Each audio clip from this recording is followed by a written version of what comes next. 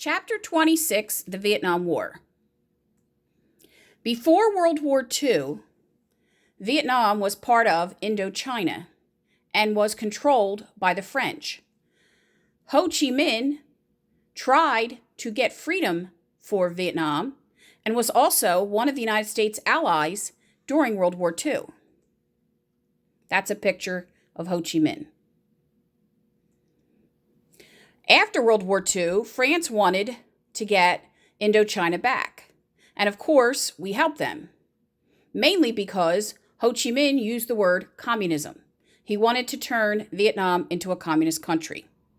However, eventually in 1954, the French lose and are forced to withdraw. In 1954, Vietnam is split in half at the 17th parallel. The northern half becomes communist. The southern half becomes sort of like a dictatorship, maybe a democracy. No one's really sure.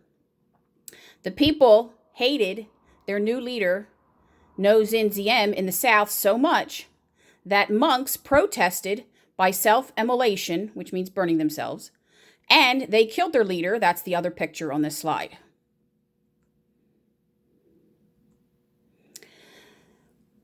President Johnson, who became president after Kennedy was assassinated, sent more troops trying to keep Vietnam from becoming communist. Here is a map of the different battle sites, including the Ho Chi Minh supply trail, which came from the north into the south. It was a very bloody war. We sent hundreds of thousands of troops in a 10-year period from 1965 to around 1975.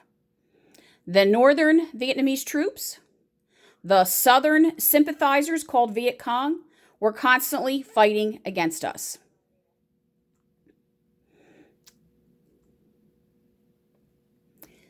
This is called a television war because many journalists were with the troops on the battlefront. And you would see pictures on the news every night of real fighting during the Vietnam War. If you go to YouTube and you type in Vietnam in HD, you can see some of this footage.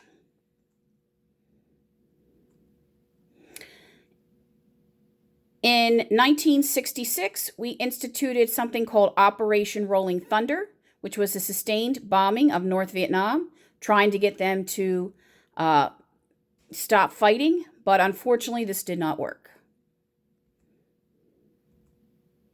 The war divided the United States as many people protested and were against our young men, as young as 18, being drafted into the war. They had their whole lives ahead of them, and many, many young men died over in Vietnam during this war. The biggest problem was the disparity in minorities. Dr. King spoke out against the war because 10% of the troops were black, but they only made up 13% of the population. There were many demonstrations on college campuses in Washington, D.C. against the war. If you go to Forrest Gump, the movie, there is a section where he is part of a Vietnam protest. The Tet Offensive was the last straw. On January 30th, which is the New Year's Day for this area, there were over 30 attacks, attacking 25 cities in a 3-hour period, showing that the United States was losing this war. Richard Nixon is the next president involved in this war, and he vows to get us out of the war. In 1968, on April 4th, though, Dr. King is murdered, and rioting begins across the country. President Nixon wanted to bring our troops home. He orders one more bombing, trying to win the war, and when that doesn't work, he then sends his advisor Kissinger to negotiate to stop fighting. Many college protests took place. In 2 college protests, students were actually killed. The war cost $170 billion, 58,000 Americans were killed, and 300,000 were wounded. Many have never been found. We do not know exactly what happened to them. Recently, the Vietnamese have allowed the United States to come and to investigate if a soldier's remains are found so they can be identified and no longer an MIA. If you've ever go to Washington, D.C., a memorial was created with the names of every person who died in the war. And that is a picture on that slide. New Jersey also has a memorial. It is in Holmdel, New Jersey.